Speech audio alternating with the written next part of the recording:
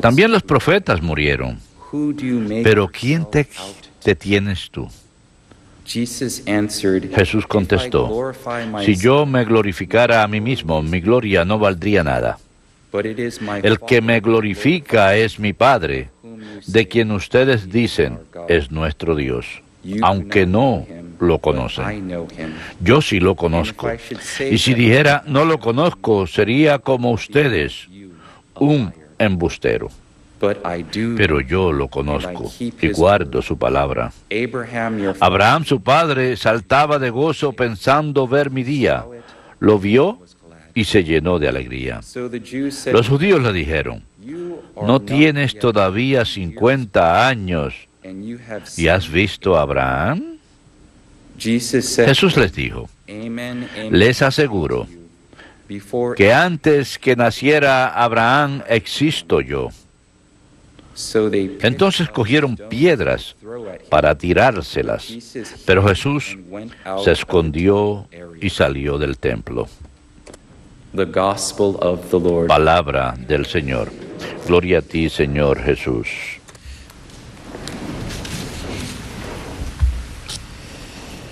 En nuestro Evangelio de hoy, Jesús tiene una conversación con ciertos judíos y deja muy patente ante ellos que Él es una persona divina. De hecho, utiliza dos palabras, un nombre que les fue revelado a los israelitas, al pueblo judío, en el Antiguo Testamento. Específicamente, cuando Moisés sube al monte Sinaí, y hay una zarza ardiente, creo que todos conocemos la historia, y Moisés le pregunta, ¿cómo te llamas? ¿A quién le debo decir que me envía al faraón? Dios le contesta, yo soy. Específicamente, Jesús dice esas mismas palabras, el mismo nombre, yo soy, al pueblo judío. Y ellos no lo aceptan. No aceptan a Jesús. En otras palabras, niegan su divinidad. Así que tenemos que darnos cuenta, obviamente, como católicos, que Jesús, como decimos en el credo, es de la misma naturaleza que el Padre. En la antigua traducción de la misa decimos, es de la misma naturaleza. Y luego continúan y lo comparan con Abraham. Sabemos que Abraham es nuestro padre en la fe. Le dicen, ¿acaso eres más grande que Abraham? Bueno, por supuesto que lo es. Es Dios. Y luego lo comparan con los profetas. Podemos recordar a profetas como Elías. Por seguro es más grande que cualquiera de los profetas del Antiguo Testamento o cualquiera de los reyes como el rey David. Para ser franco, simplemente ellos prefiguraron a Jesús. Jesús es el santo, Dios mismo, es el sacerdote perfecto, el profeta perfecto, el rey perfecto. Y no obstante, creo que a veces, a causa de soberbia, no ven eso. Y Él está literalmente frente a ellos. Así que algo que podemos aprender, obviamente, al leer este Evangelio es que hemos de orar pidiendo humildad para aceptar la verdad de que Jesús es una persona divina, específicamente la segunda persona de la Santísima Trinidad. Con esto en mente, me gustaría continuar esta homilía con una sencilla afirmación. La Sagrada Eucaristía es Jesucristo. Él verdaderamente, realmente y sustancialmente está presente en el Santísimo Sacramento del altar. Así que el mismo Jesús que caminó las calles de Palestina hace aproximadamente 2000 años, es el mismo Jesús exactamente en ese tabernáculo. El mismo Cristo que murió en la cruz y resucitó de entre los muertos, es el mismo Cristo exacto que está como a unos 2 metros a mi izquierda. El mismo Dios que ha de juzgarnos después que moramos es el mismo Dios que estará presente en el altar después de las palabras de consagración y cuando lo reciban en la Sagrada Comunión. Pero hay una salvedad en lo referente a esta homilía. Jesús está presente en la Sagrada Eucaristía, su cuerpo, sangre, alma y divinidad. Esta divinidad que estas personas aquí, a quienes Jesús les habla en el Evangelio, que esas personas están negando. Así que hagan una pausa. Piense sobre esto un momento, especialmente como católicos. Su cuerpo, alma y sangre que recibió como hombre en el vientre de María cuando asumió la naturaleza humana, lo cual comparte con nosotros y nosotros compartimos con Él, pues somos personas humanas, pero su divinidad, la misma divinidad que Él comparte con el Padre y el Espíritu Santo, quien es infinito y todopoderoso,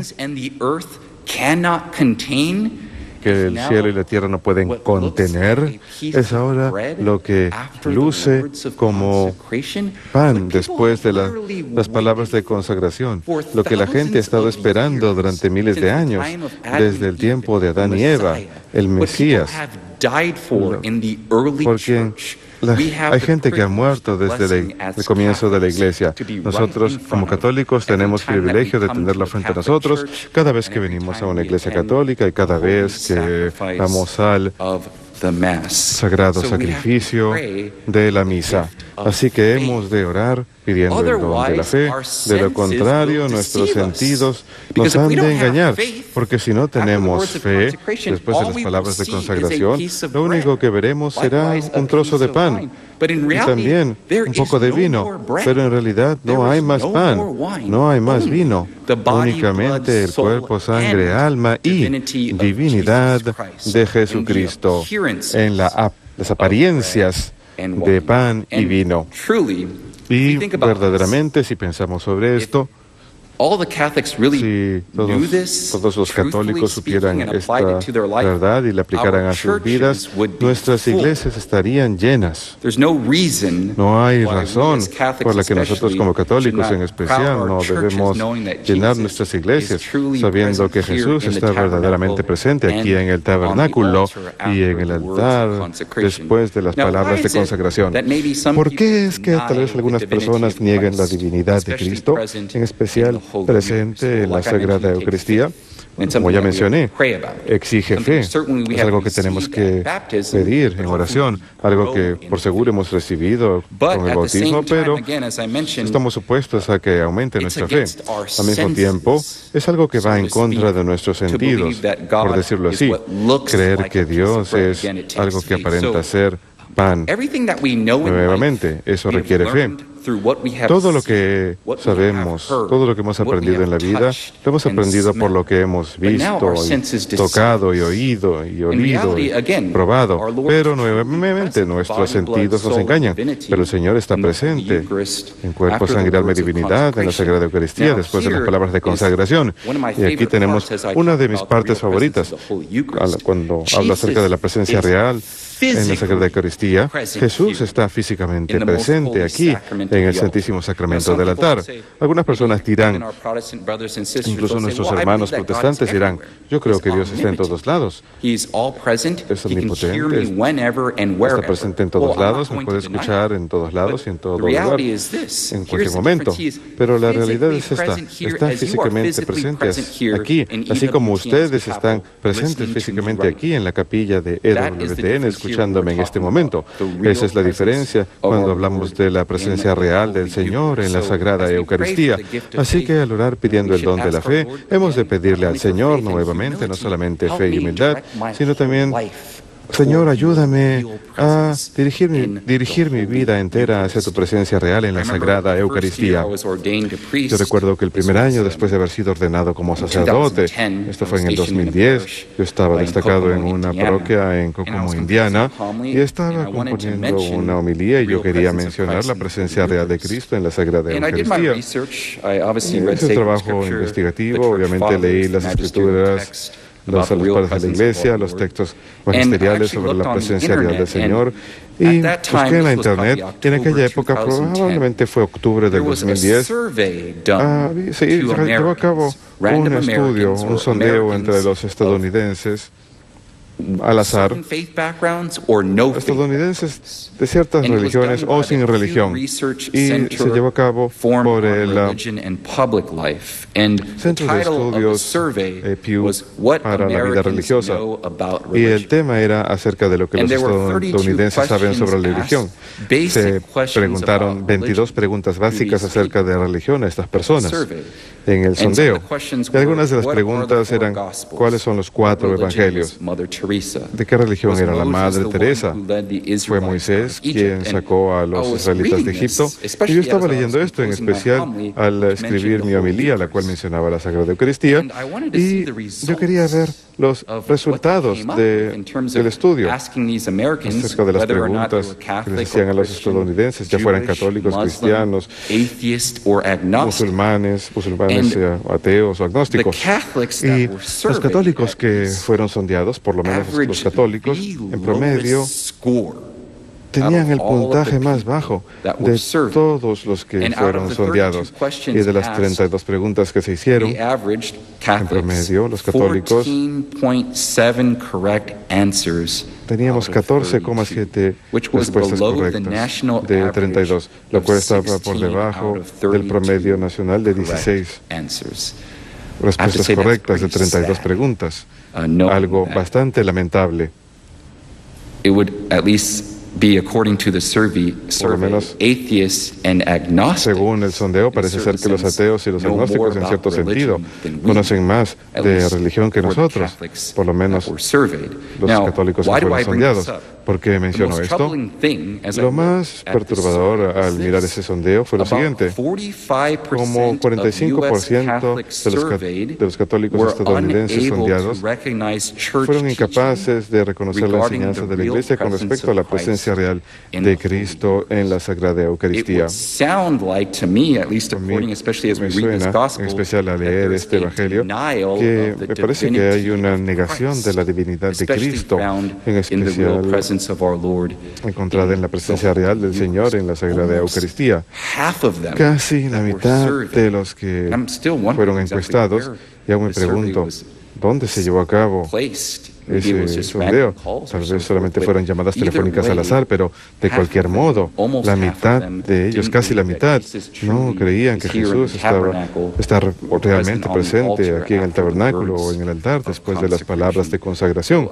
Así que tengo que decir, debo concluir en especial al leer algo como esto. Escuchamos acerca de muchos de los problemas y las crisis que tenemos hoy en día en el mundo, tal vez crisis políticas, posiblemente económicas, o una crisis material, de lo que sea que se trate. Tenemos problemas, pero en realidad la crisis más grande que tenemos, no solamente, diría yo, en el mundo, sino en especial en nuestra iglesia, es una crisis de fe, en especial de fe en la presencia real de nuestro Señor, en el Santísimo Sacramento del altar. El resto de nuestros problemas en nuestra vida son pequeños en comparación a la crisis de fe, cuando no creemos verdaderamente que Cristo está presente en la Sagrada Eucaristía. ¿Y por qué digo esto? Porque Él es la respuesta a todos nuestros problemas. Muchas veces tratamos de lidiar con nuestros problemas y vemos todas las cosas malas que ocurren en el mundo en este momento. La solución, si podemos acudir a la iglesia, entrar a una iglesia, a una capilla, arrodillarnos y entregar todos nuestros problemas a Él, Háganlo. No hay motivo por el cual hemos de guardarlos, de retenerlos, de quejarnos. El Señor está aquí en su presencia real para escuchar lo que tenemos que decir, para que podamos aliviarnos de nuestra carga y dárselas a Él. Y teniendo esto en cuenta, no digo que Él obligatoriamente va a hacer desaparecer nuestros problemas o más bien nuestras cruces, pero Él ha de ayudarnos a cargarlas. Ha de ayudarnos para que podamos ofrecerlo al Señor para nuestra propia santificación, para nuestra propia santidad y tal vez para expiación de los pecados de otros, tal vez incluso nuestros pecados. Algunos no se dan cuenta de esto, pero Él no está aquí simplemente para que vengamos a la misa tal vez una vez por semana, a recibirlo en las Sagrada Comunión y luego proseguir supuestamente en nuestras ajetreadas vidas. Tenemos acceso a la iglesia a diario y es posible venir a una iglesia católica, arrodillarnos y ofrecer todo a Él.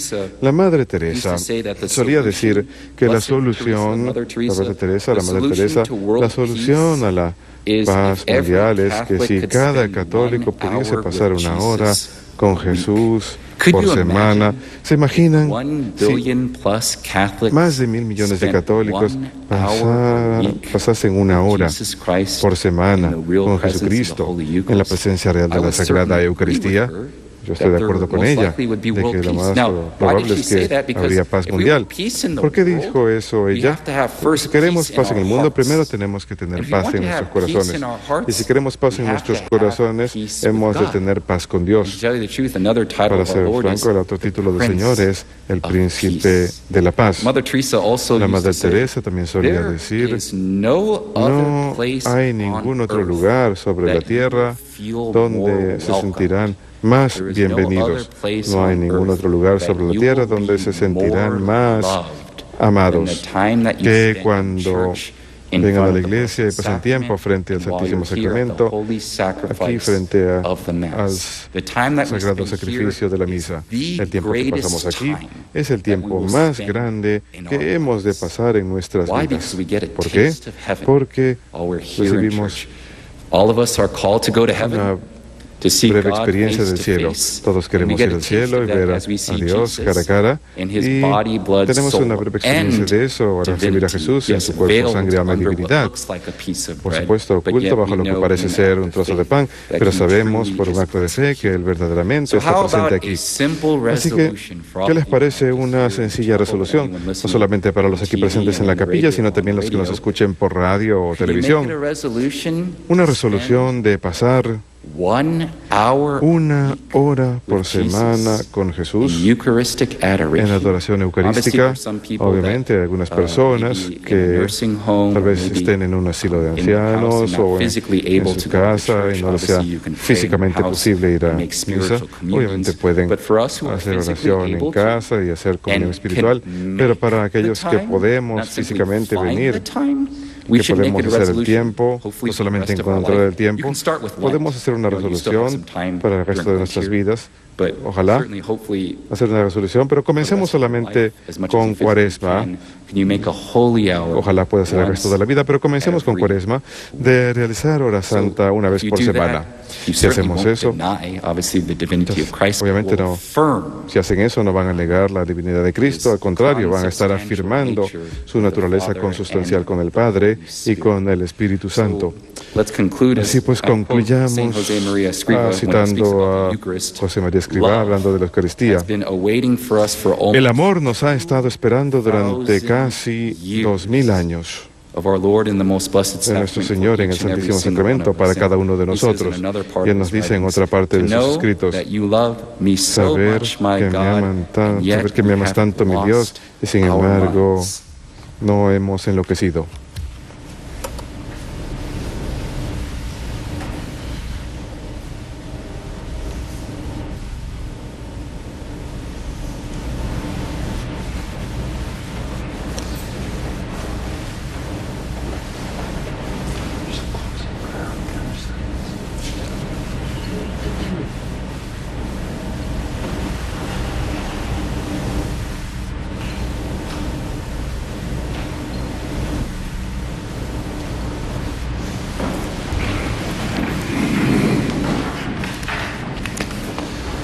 En cada generación el Señor ha ofrecido la oportunidad de arrepentimiento a todo el que esté dispuesto a acudir a Él. Por lo tanto, con confianza y fe, roguémosle por todas nuestras necesidades. Que la Iglesia siempre sea signo del amor de Dios. Roguemos al Señor. Señor, escúchanos. Que nuestro Santo Padre y todos los sacerdotes estén llenos con los dones de sabiduría y coraje. Roguemos al Señor. Señor, escúchanos. Que las parejas casadas en sus vidas diarias den testimonio del amor de Cristo por su Iglesia. Roguemos al Señor. Señor, escúchanos. Que en nuestras vidas y en nuestras leyes nunca discriminemos en contra de los pobres, los inmigrantes o los no nacidos. Roguemos al Señor. Señor, escúchanos.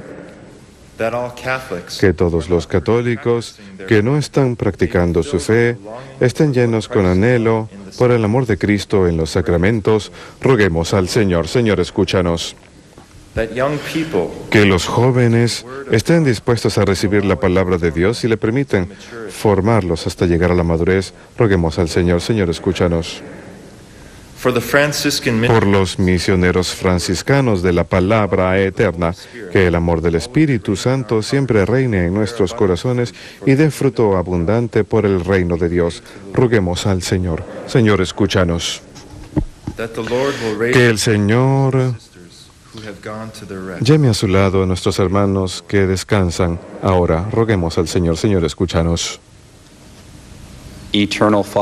Padre eterno, durante este tiempo de Cuaresma, toca y santa nuestras vidas para que de manera más generosa respondamos a tu invitación a la conversión y santidad. Te lo pedimos por Jesucristo nuestro Señor. Amén.